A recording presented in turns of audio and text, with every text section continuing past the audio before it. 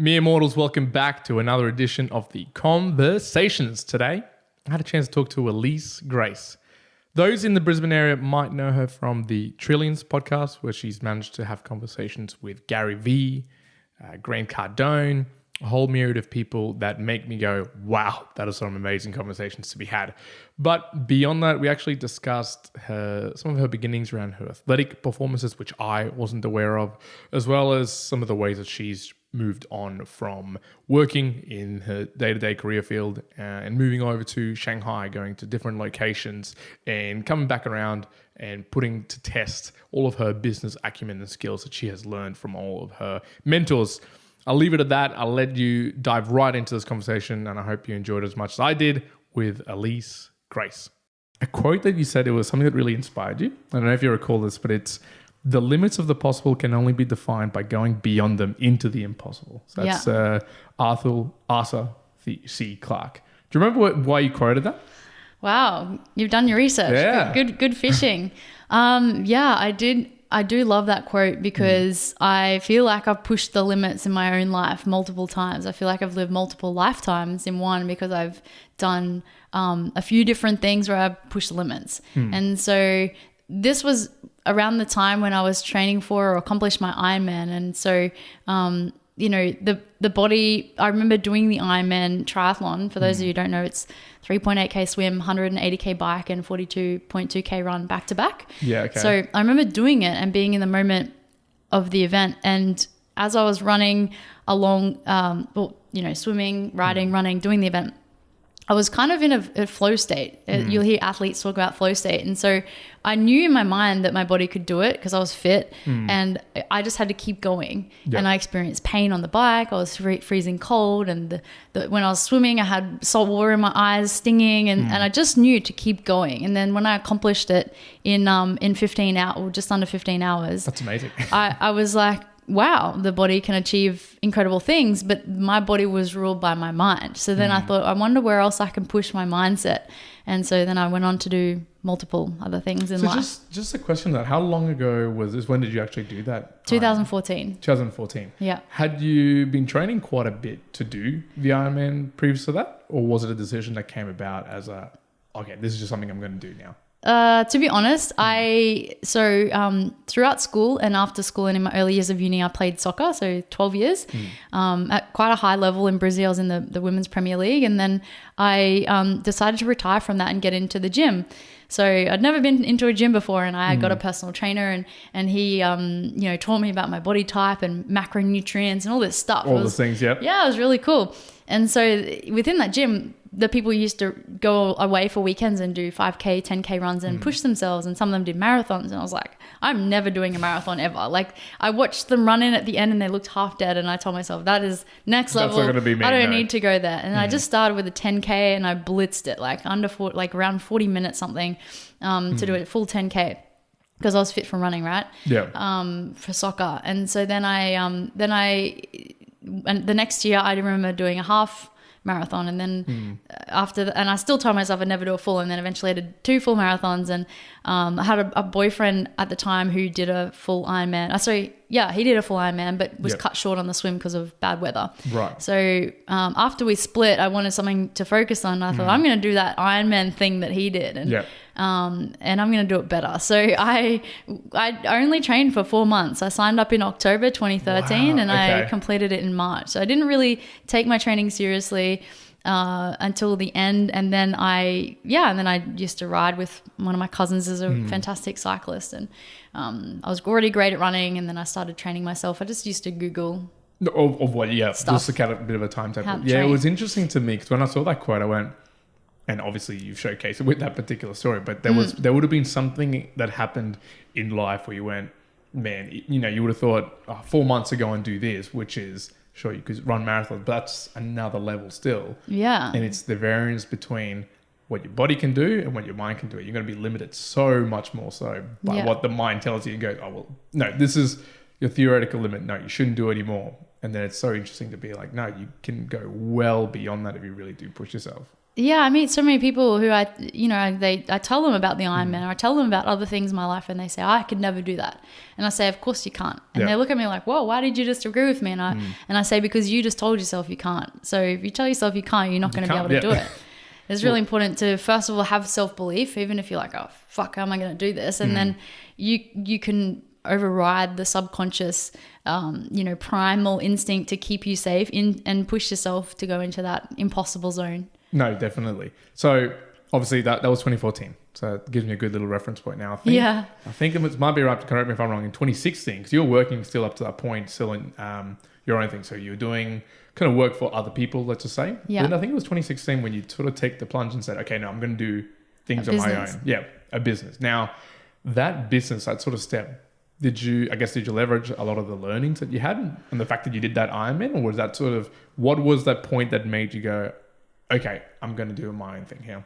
It wasn't necessarily the Ironman, but I did tell myself after the Ironman that I felt like I'd had my athletic career. I felt like that was it for me. I didn't want to become an athlete. Women in sport in soccer especially, don't get paid a lot, and I didn't want to fight that battle. I just thought, I actually come from a family. My grandfather and great grandfather were businessmen, and not my parents, but my grandparents, and they really inspired me from a young age. So I thought, I really wanted to experience starting my own business. I would chop and change jobs because I'd butt heads with bosses, and I'd start something and quit if it didn't suit me. And then I thought, maybe I'm not meant to be an employee. Maybe I'm meant to, and I always had business ideas.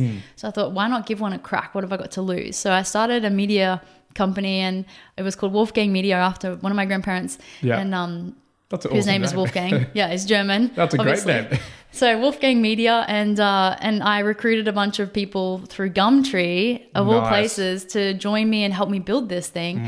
And it was really cool. I learned leadership, and I learned a lot of what not to do. I had a client who loved one of the video jobs we did for him, and then the next one we did he didn't love so much, and we redid it twice, and then after doing all this work he wanted a full refund, and I stood my ground and said no, because I'd paid my videographer and equipment and that kind of thing, and models and everything, and so I just decided maybe I needed to take a break, and it was Christmas time, so work the workload was quiet, and then I didn't get back into it after that.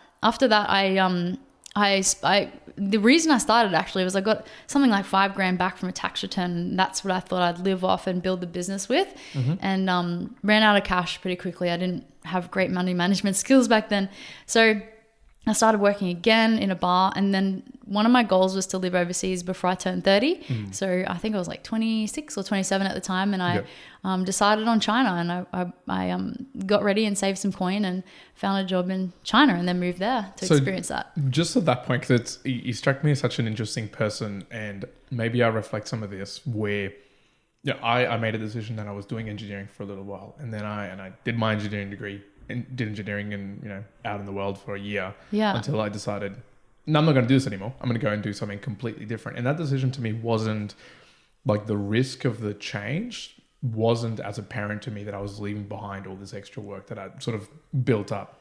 And to me, it sort of seems a little bit similar, where maybe some people will be listening and go, oh, damn, I couldn't go and do that big change. I've spent 5 years building up, what it might be as skills in a particular area. Did you ever feel that risk of, oh, well, I'm going to go and do something completely different? Or was it the other end of the coin where the risk is, no, if I'm not changing, what am I missing out on? Yeah, it's probably the latter. So like I said, I've chopped and changed different jobs, and I thought to myself, at the time, actually, I remember feeling like I was going around in circles. Get a job, something wouldn't suit me, or I'd move and I wanted something in a different location, and I quit. And then I go get another job, didn't work out, and I'd quit. And I felt like I was going around in circles. I had exactly the same routine I would complete every week with exercise and shopping and friends. And I was like, man, Tony Robbins says, if you want to change your state, you've got to change something physically, or you've got to change your language, or I can't remember the third part of the triad, right? So I was like, okay, I'm going to change myself physically. I'm going to move to a whole nother country, and this is going to help me. And so I went to China and, had a bit of culture shock for a couple of months, and then settled in. It was crazy, man. It was cool though. I do love China a lot. Then I had a great realization that your problems follow you through life. Just moving countries doesn't change your issues in life and your issue. And then I had a great realization that any problem that you have with yourself or other people is a reflection of yourself. So I learned a valuable lesson that I needed to change who I was to change my life. And I realized, oh my gosh, if I can move to China and I still got the same kind of problems showing up, then the common denominator is me. So I'm the thing that needs to change. So I started managing my money better. I had to, because I was living in a foreign country. Of course, yep. I didn't want to, run out of money there and not be able to pay my rent or something. Yeah, that wouldn't be a good End up in a Chinese jail. Like, no way, no thank you. So I became very good and very savvy with money from that experience. And my relationships improved as well, and my ability to deal with conflict there, because I couldn't just quit my job. They'd sponsored me.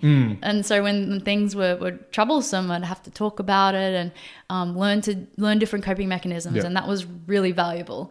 My initial contract was for a year, but I got sick quite often. And so I moved back to Australia early. My grandmother was dying. So came back to Australia and then started fresh. It felt cool to come back to Australia, having broken those connections with people and friends. And I literally felt like I was rebuilding. I had cash behind me because like I said, I managed it well. And I had this whole new work ethic when I came back to Australia. I was babysitting something like 8 till 10 in the morning. Then throughout the day, I was working for a girlfriend, helping her with sales and building her business. And then in the afternoon, I would do work for a mentor where I was reaching out to people through LinkedIn. So I was 12 hours a day. I was working my ass off to build this new life. And I felt really empowered. And everything since then has been pretty cool. I love how the refresher of just moving the location to somewhere else and then returning back, even though it's the same place that you came from, almost gives you a different perspective on, I've kind of stepped away from what it was and not being, so deep into it all the time. And you come back to it with fresh eyes and go, actually, I could be doing this very differently to how I was doing it prior. Yeah, totally. Like I said, I felt like I was in a rut before I left. And then when I got back, I definitely had a different perspective of things. I mean, even just the color of the sky and the trees, man. Like, China's got like a gray tinge to it, especially in Shanghai where it's very busy and polluted sometimes. I cried like tears of joy, no exaggeration, when I was in the car being picked up from the airport. Looking at the sky and the trees, I was like, it's so beautiful. And I did actually miss this, and you're not actually realizing that. Australians say, oh, I'm so grateful to live in Australia, but I was like, I understand this on a whole nother level now. Like the freedoms we have, the fresh air, the ability to walk around and feel safe, all these things we take for granted, I appreciate it on a whole nother level. And I think that enhanced my quality of life, realizing how good I've got it here in Australia. Oh yes. It's almost sometimes when you can be in a great location or a great space and then forget a lot of those even more negative spaces that might have existed even in your past or another place in the world, and you need to be removed from the joys that you find yourself in and then go back to it to go, oh yes, this is the reason. I really should cherish the fact that we have beautiful skies and open air and being able to walk around. I mean, during COVID, I've got a lot of family members in Colombia, and hearing from them saying, oh, we haven't left our house for 6 months and we can't go out more than a kilometer or something like that, makes me think, I can still walk around and I can still go and do the things that I really enjoy. You've got to have the perspective to go, okay, this is a much better place than what the alternative could be. One thing that really shocked me actually was fresh running water. So in China, you can't drink the water out the tap. It's like dirty. I think there's feces in it, whatever. And so I was drinking bottled water for 6 months, like out of big bottles, and I couldn't even wash my vegetables in the water out of the tap. It was that bad. And I mean, when you're drinking bottled water, you're drinking microplastics. So that was a huge shock to me. And your system. No wonder you were saying you were getting quite sick if that's like the environment that you're in as well. It's not a positive towards having a good, healthy like body and routine. Exactly. And when I'd exercise, I was exercising in polluted air. So I was breathing in those microscopic heavy metals and then and then I was surrounded by 26 million other people in Shanghai. That's the whole population of Australia in one city. And then also the school I was working at taught me a valuable lesson. The kids were being put into the school from 18 months up to, I think it was like a 7 or 8 hour day we did with the kids. They got naps and everything, and they were really well looked after. But the reason that they were putting them there was to give them an advantage in life because it's so competitive with such a big population that they put their kids in this school to learn English from people like me and the Americans and English who were teaching at the school to help them get an advantage in life, to just make them fluent in English by the time they finish this primary school that they're in. And then when they went off to high school, they could get into a better high school in China or overseas, and then a better university overseas. So these parents are thinking about this. This is something we don't really think about in Australia because it's easy, or it's not easy, but it's easier to get into a university if that's the path you want to go down in Australia. But yeah, definitely. Very competitive over there. I tend to see, I've got a lot of friends who are from China, and I guess the way they compare it is I see it a lot of the times being very tactical here in terms of, oh, we're going to live in this area, there's a nice school, or this is what makes sense. But they've got a very strategic, very long-term view. And I don't know if you caught that in the culture in China, where we might look at 10 years, 20 years, 30 years time frames in terms of things.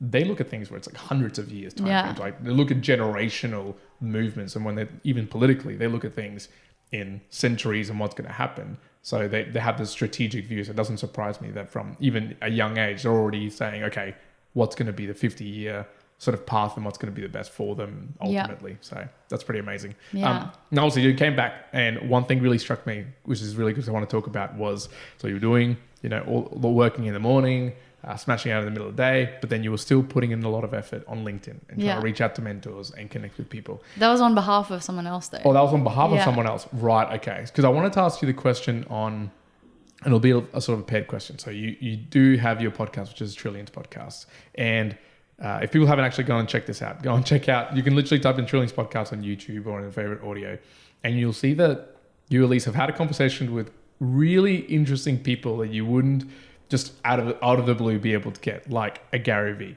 like a Cardone, right? Like Alvors here in Brisbane. So all these individuals, they're busy, they're quite high level in terms of the professions and what they're doing in their day-to-day life.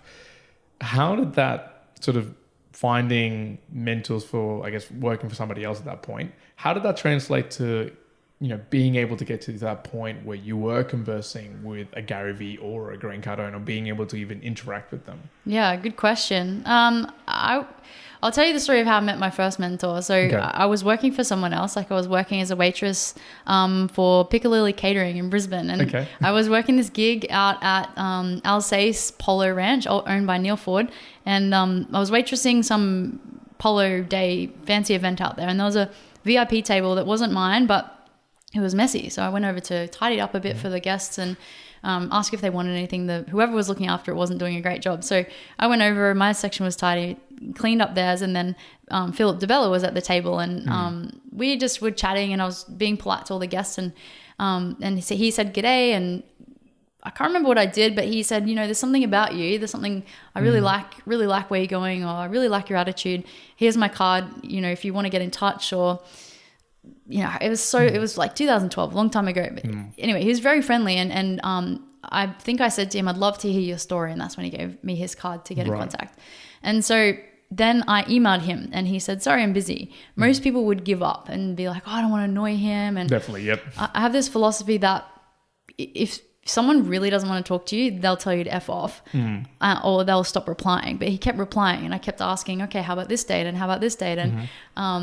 And he just kept replying. And eventually we organized a date, and I went and met with him and asked him all about him. And maybe that could help other people get in contact with incredible guests for their podcasts or mentors. But I wasn't taxing of his time. I just spoke with him about his journey, and then probably told him a bit about myself, and he gave me some words of wisdom. But then I asked him if he would mentor me, and it was an ongoing thing. So I'd go and catch up once a month or once every 3 months or so, and I would just talk to him about my life, and he would give me advice. And he was very abrupt with a lot of things that he said, and I really appreciated that.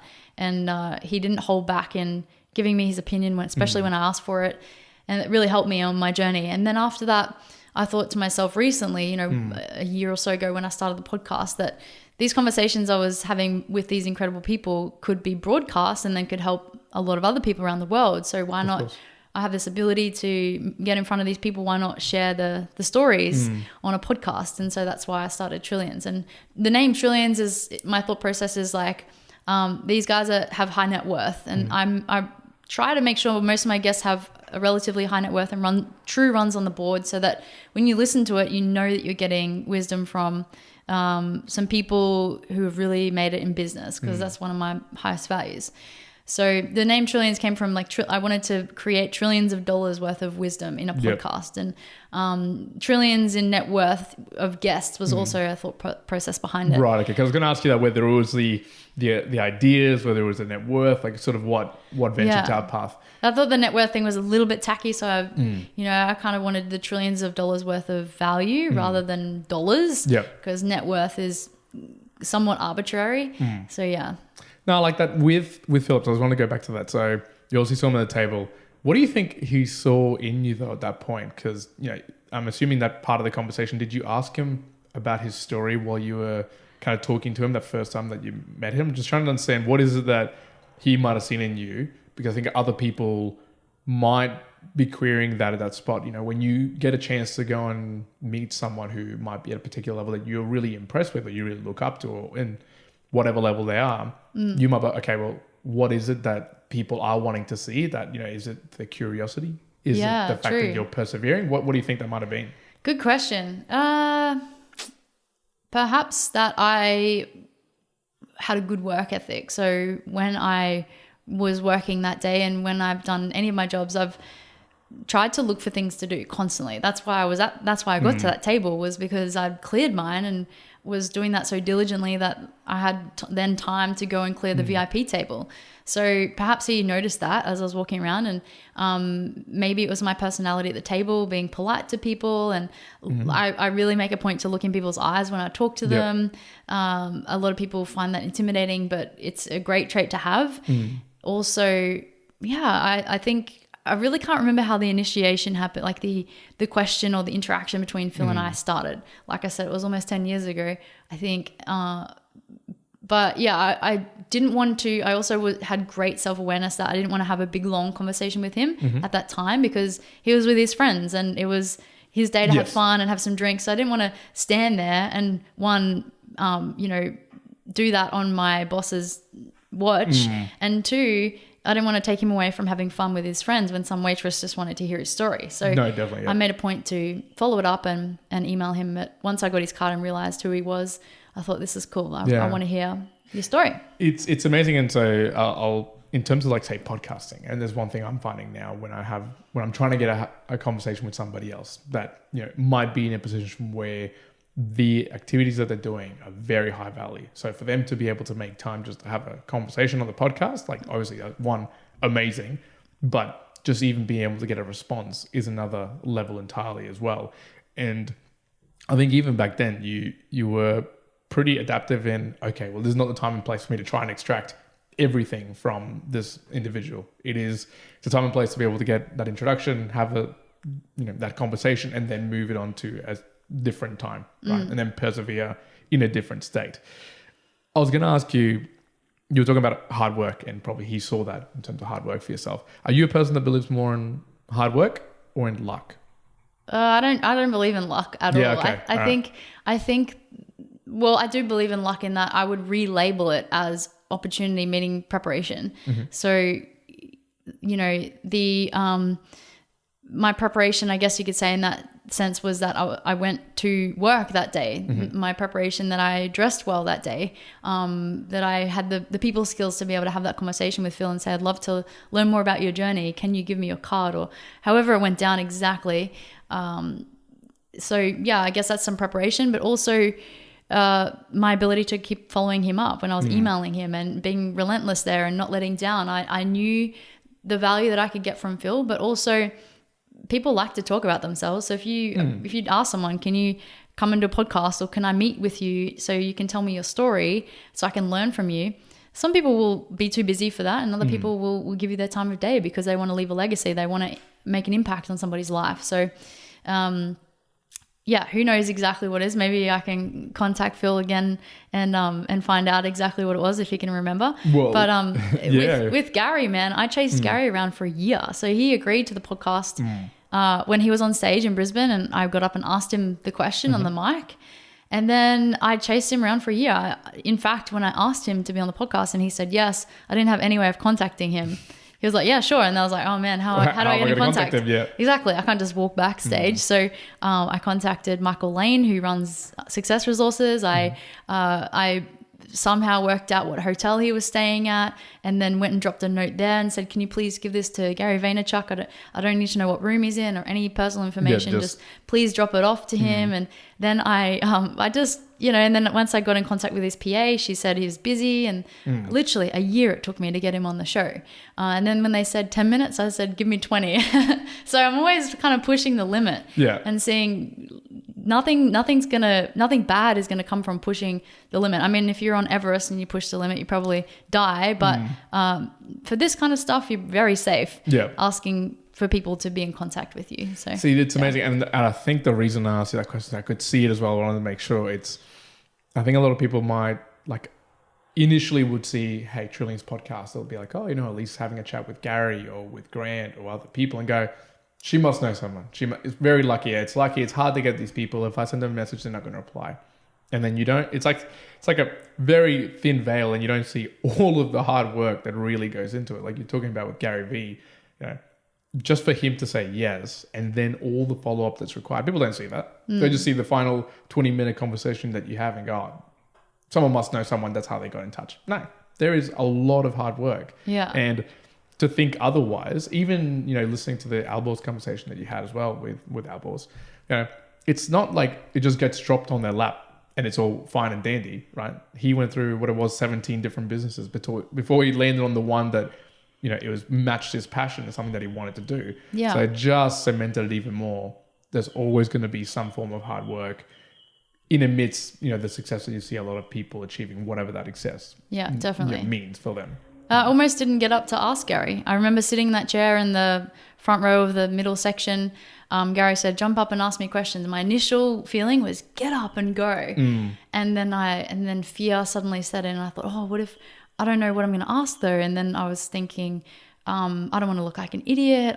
Not having a question prepared, and maybe other people have better questions. And then I saw all these people getting up, and I was like, I don't want to miss my opportunity. Just get up, and I'll figure it out in the line whilst I wait. Yep. So then I got up, and I think I was the last question on that side to be able to be asked. So even when I got into that line, I had the risk of not getting enough time to ask my question. There was people behind me who missed out in line because there were so many in front because I hesitated for so long. Ooh. So it's good sometimes to act on that initial impulse, especially when there's an opportunity. And I think a good trait that I have is that I see opportunities and I pounce relatively quickly. Like I said, with Gary Vee, it wasn't immediate, but it still pounced. I still got up. I was in line and I was thinking, what could I ask? What could I ask? And all these people were asking, my mum doesn't agree with my business. What should I do? And I've watched YouTube videos of Gary answering this stuff before. So, and they kept asking him questions I've seen him answer before. And I thought, how can I ask him something different? I was trying to think of something creative. And then I thought about my podcast, which I hadn't even launched at this point. And I thought, fuck it, I'm going to ask him to be on my podcast. And so I did that. And that was cool. Then I asked him for a selfie and he said no. Which, I mean, to those who might not know, like Gary sometimes will say yes to it, sometimes will say no. Yeah. But even for him to be able to say yes to just going on a podcast, I think someone else, he responded to them like, yes, I will if you're still running in 1 year from now, something like that, and I'll be your 100th conversation or something like that. So there's all these things where I'm like, but I think those guys actually came after me. And did that? Yeah, okay. There was a chick who went to the New Zealand Success Resources just to ask him to be on her podcast based off me asking him. And she said, I came all the way to New Zealand to ask you because I saw Alyse do it. And so that was cool knowing I had that impact. And Gary said no to the selfie. And then I said, oh, I'll get one when I interview you. So now I'm holding him accountable in my mind when I can fly to New York to go and visit his office and get that selfie. Yeah, just to pause there then. Okay, so we're talking Trillions podcast now. So you've had a lot of people on there and people want to check out. Definitely, I recommend going and checking out those conversations. Out of the ones that you've had that haven't been in person, who's the one that you really want to see in person and either have a follow-up conversation or spend a day with them? Yeah. Well, it would likely be Gary Vee. Okay. For sure. The others I've interviewed like that have been like Brian White from Ray White and Don O'Rourke from Brisbane from Consolidated Properties, and Sam Bashiri from Melbourne with Broadband Solutions. So those are some cool guys as well. Elena Cardone, I didn't interview her in person when she was in Brizzy, but I met her and we hugged, and she's a really cool chick. So I'd love to meet Elena as well. What? Okay. Why do you reckon Gary specifically? Like, what do you reckon intrigues you about Gary Vee? Is his mindset? Is his ideas? What do you reckon it is? I love that he keeps death in the forefront of his mind. So he reminds himself like today could be my last. And so he takes a lot of action without giving a shit about what other people think. He also, he's a great networker. He puts himself out there. He's had a huge impact on my life as well. You know, he was the reason I started my media business. Yep. He Snapchatted me personally back in the day when he was doing snaps. When he was doing those, yeah. Yeah. And I feel like he really, truly wants other people to be happy, whether or not they're entrepreneurs or they're employees or they're artistic people. He really, I just like his vibe. He's just a cool guy. No, I agree. I mean, one of the reasons we do the podcast as well was because I checked out a lot of Gary Vee stuff all the way back when he was doing the daily vlogs. And I went back all the way and checked out a lot of them. And it was through that, I think it was episode 203, that I got to know of Zach Nadler and reached out to Zach and then got an interview with Zach. And it was just through that, just purely through those conversations. So, but you know, this podcast itself as well, the fact that we just decided to do it as well, it's a lot based on, you know, those learnings that we sort of took away from Gary, which is really good. Yeah. Now, one last thing I do want to talk about is the 90-day challenge. Yeah. So something that you've been doing, I think it's on TikTok predominantly, but I know that you were trying to do it on YouTube as well. Why did you do it? How did you find the experience? How long did it take to produce that content? Because I can imagine it'd be a really, really long time if someone hasn't actually tried to edit content for YouTube. For TikTok, it takes a while. Yeah. So how did you find that experience and sort of why you went down that path? Yeah. So the first question was... So basically, what was the reason behind going down the 90-day? Yeah. Well, I started that on the 3rd of Feb this year. And that's kind of after New Year's and all that, you know, dust had settled from that, and helping my partner with her business. I decided, right, I'm doing something for me and I'm putting myself out there fearlessly. I thought to myself, I'm freshly 31 years old. I just turned 31 in December 2020. And I thought to myself, I feel like I'm moving too slow. I feel like I can achieve a lot more in a shorter space of time. So I set myself this challenge of 90 days to build $1 million valued business. It was around the time also that that's why I started in Feb, because I learned about Grant Cardone's Discovery Channel Undercover Billionaire. Yep. And I watched some of those episodes, and I also binge watched all of Glenn Stearns.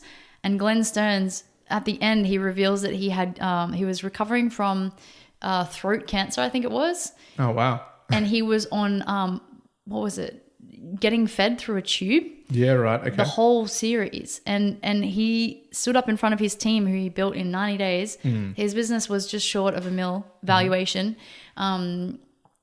And he said, guys, I'm going through cancer recovery. I even ended up in hospital one of these nights throughout these 90 days. No excuses. I was like, man, if this guy can do it, I can do it. So I set myself this challenge. And to be fair, it took me around 2 hours each night to edit the TikTok videos. And they're not even the best production quality, but I was still keeping it consistent. I think I did it consistently for 16 days. And then I went to Bundaberg to do a speech in my high school. Yep. And I really put so much energy into that and allowed myself to not post for a few days. And I thought, I'll make up for it and post the days sequentially back on TikTok when I get home.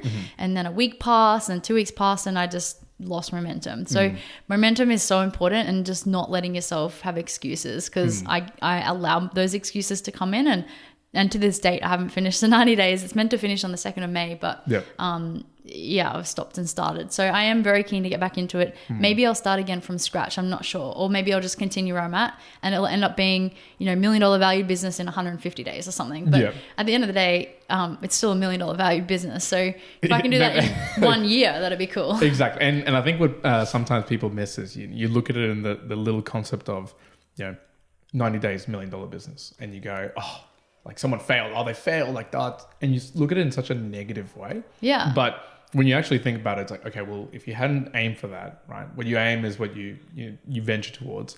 So if you hadn't been aiming towards it, well, you wouldn't be going down that particular path. You wouldn't have learned whatever you learned behind it, whether it's the ability of momentum, how long it takes to do the TikTok editing, all those sort of things. Yeah. Whether you can then take that into the next venture, longer time frame, or anything else. And so externally, people might see it as, oh, well, she didn't do it, or that didn't get done. But intrinsically, it's what you would say is it's the hard work that builds up to one day then seeing the success. Yeah. And then people won't care that somebody didn't achieve that. Just like with Outdoors, I'm sure if you look at this third company, right, you wouldn't be like, oh, that didn't work. Yeah. No, you'd be like, you're going amazing. Like it's going so amazing, and it's built on all those steps of learnings and failure to get you to where you are today. Yeah, so. Definitely. And one thing I thought would be cool is to be known as the chick. You know, some people know I've done an Ironman, but I don't talk about that a lot because it's athletic, right? And I want to be acknowledged for my business acumen as well. So I thought that being the chick who built $1 million valued business in 90 days would be cool. So to me, the days I actually spend working on the business are the ones that I've tracked on TikTok. But my audience gets pissed when they see me upload and call it day 16, but it's actually day 70 something. So I'm torn as to whether or not I should start it again. But yeah, we'll see. My final question to you is, Alyse, how do you confront, whether it's now digitally or in person, being a very strong female in the world of business? Because for time immemorial, it's always been a thing where you've got to be a particular person or a particular class to be in this space. Now, I think digital and a lot of other things have changed the world around us so that you can be anyone. And I think I talked to Sarah Newport from 22 Digital, and she just seems like such a boss in doing her media company. I was like, it's amazing. And I've just met so many people. Have you found any challenges in handling that business space now that you've obviously had quite a lot of experience with it in terms of who you are as a person? Because you're very potentially different to them, and you can come very strong in terms of your passion and your determination to get something done. Yeah. So just to get the question 100% out, you want to know what it's like being a woman in business in person versus digital? Is that what you mean? and almost even both worlds where you see obviously the challenges in both aspects for you. Yeah, great. I love the question. And I've been asked before around this topic, and I love to talk about it because I think that a lot of women hold themselves back because they feel like they won't be respected in the man's world of business. But, you know, we're in a first world country here, and a very young country in terms of development, 100, 200 years since colonization, and I'm not that great with history, but something around that. It is. It's something like 200 odd years. So I think there's so much opportunity to build businesses that help move Australia forward, and I think Australia is quite accepting of women and men in business. I do find it interesting breaking into the man's world to be friends, for example. How do you be friends with a man who's maybe married and you're a businesswoman and they're a businessman, and you legitimately want a business relationship with them to have them invest in your business or maybe get advice, but you want it to come across the right way. So I think just having your own personal boundaries and just pushing in and asking for what you want is key. And then, I've had times where I could sense that the line could be crossed, or where something that where the relationship dynamic was moving in the wrong direction, and then you just move on. I think that's an important point. But yeah, I do think there's some challenges there, but I also feel like there's some challenges for men as well with mental health or how they deal with having a family and being in business. But yeah, I mean, in terms of time and the energy that needs to be put into business, it's a lot. So I've already decided before I've even had kids that having a nanny would be very helpful. I've been a babysitter myself back in the day, so I know what having a nanny can do for a family in terms of the positives, that when parents actually do spend time with the kids, they're present and they appreciate them, and they're not, trying to do business calls with screaming kids in the background. So that's a decision I've already made to make sure that I feel like my path is clear and I can trailblaze it, kind of thing. So I think setting some advice, I guess you're wanting, is make sure that you have a path and a vision of your life and how you want it to go down as a woman in business. I love digital because I can, like you said, be who I want to be, and I can portray myself as I wish, and I can network online quite well with men and women in business, and it's easy to reach people all around the world. There's so many benefits. Plus, in person, I think is great for getting the vibe. You know, I talk with Emil Jurassic a bit online before I got him on the podcast, and I actually did a video for him when I had my media company. Oh, wow. And so he's different in person to what he is online, and just a little bit. Yeah. So I think that, you know, having those physical relationships are just as important as having digital relationships with your network. No, for sure. I mean, look, I asked that question because I've experienced working for really, really strong-minded females. My partner's a very strong-minded female, but I've also worked with other individuals in work-to-work days where it's very different. It's always a very interesting question to me, because you can have a very male-dominated conversation, or male-dominated in terms of just the courage and the lack of fear to do something. Yeah. Where I want it to be such an even playing field in terms of, if you have that ability and the value of just getting up and doing it and going and having the conversation. It just kind of takes me back to when you stood up to go and ask Gary Vee, you know, to come on the podcast. Yeah. You know, that should be, if you've got that intent, everyone should have that courage and that value to be able to do that and not hold themselves back in that way. Yeah, definitely. And I also think that women bring a caring element to business, you know, like almost like a motherly role, depending on how, even if they're strong women, they still can have the soft touch that men may not have. Some men have it as well and bring it into their businesses. And so I think that that's fantastic. And then I think it's also important for women to be aware that when they're in the company of many men, that the conversations may be different, and the conversations may be confrontational, or may be around topics that they don't know a lot about, like cars or real estate or women or whatever the men are talking about, and to embrace that and engage in that to a certain extent that you're comfortable with, and make sure that you fit in with wherever you want to go. So if you want to fit into the business world, you've got to have some business acumen about you and understand finances. And if you want to fit in with men, you've got to understand what men like and men want to talk about. And same with men fitting in with women. So it works both ways. Yeah, definitely. You got to understand that. No, Alyse, look, it's been a joy talking to you. And actually, there's a couple more threads going through my mind of other things. So I was like, okay, now I'll put a pause to that, because I don't want it to extend it too long and you know, dilute the value that we sort of extracted there.